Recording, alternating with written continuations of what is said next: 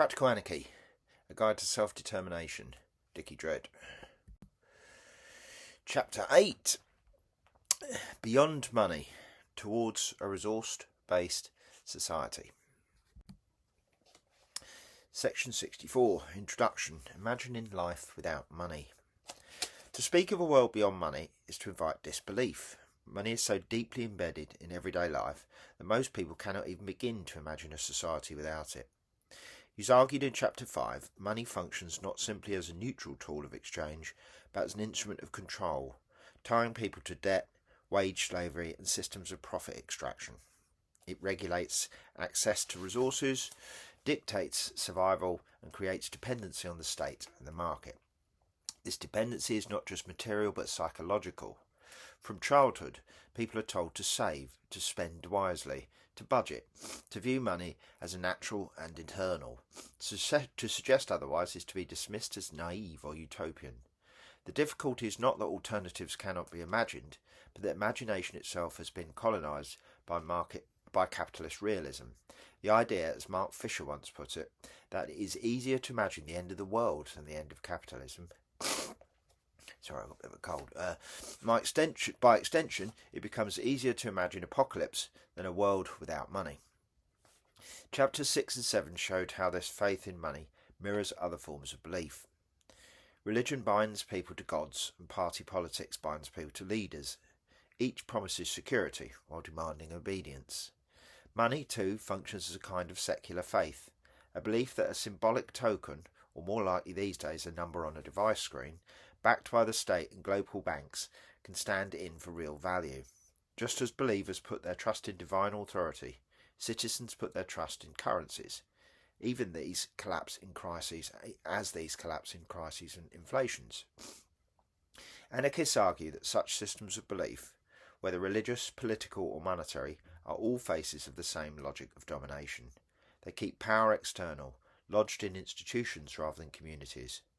To move beyond money is not only an economic project but also a psychological one, a tearing down of the mental walls that tell us this is the only way.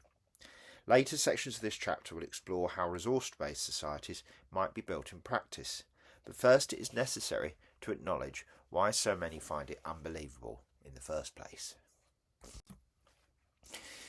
Section 65, Historical Precedents.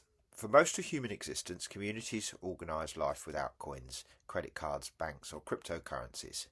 What held them together was not monetary exchange, but systems of sharing, reciprocity and mutual obligation. As noted in Chapter 2, even in so-called primitive societies, anarchistic tendencies often flourished. People lived collectively, made decisions communally, and distributed resources without central authority. Pre-monetary societies typically operated on the basis of gift economies. Here, the act of giving was not about profit, but about building relationships. The anthropologist Marcel Mauss described how gift exchange created webs of mutual responsibility that bound communities together. In such systems, value was measured not by accumulation, but by the strength of social ties. Generosity exchanged enhanced reputation, whilst hoarding invited suspicion or shame. Ritual redistribution, potlatch and feasts. Seasonal and ritual economies added another layer. Among indigenous peoples of the Pacific Northwest, the potlatch was a ritual feast where chiefs redistributed wealth, sometimes to the point of destruction, to demonstrate generosity and reinforce communal bonds. Far from the capitalist ideal of endless accumulation, the potlatch inverted the logic of possession. Wealth was only meaningful when shared or given. Similar practices of ritual redistribution could be found across the world, from harvest feasts in Europe to communal ceremonies in Africa and South America. Case study, the European Commons, a shared economy of survival. A further example comes from medieval Europe, where the commons provided a shared basis of subsistence. Villagers held collective rights to graze animals, gather wood, fish or cultivate strips of land.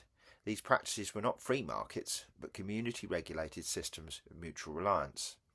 As discussed in Chapter 5, the enclosures of the commons marked a violent turning point, forcing people off shared land and into wage labour, creating the dependency on money that became the foundation of capitalism. The memory of the commons, however, continues to inspire movements today, from land cooperatives to digital commons. Lessons for the present. Echoes in today's commons. In many indigenous and early communal systems, survival depended on cooperation with the environment. Seasons dictated rhythms of production and sharing. Knowledge of when to plant, when to harvest, and when to hold ritual feasts was held collectively. Unlike modern capitalism, which extracts endlessly, these societies were forced to respect ecological limits. In that sense, their practices echo contemporary calls for degrowth and resource-based economies.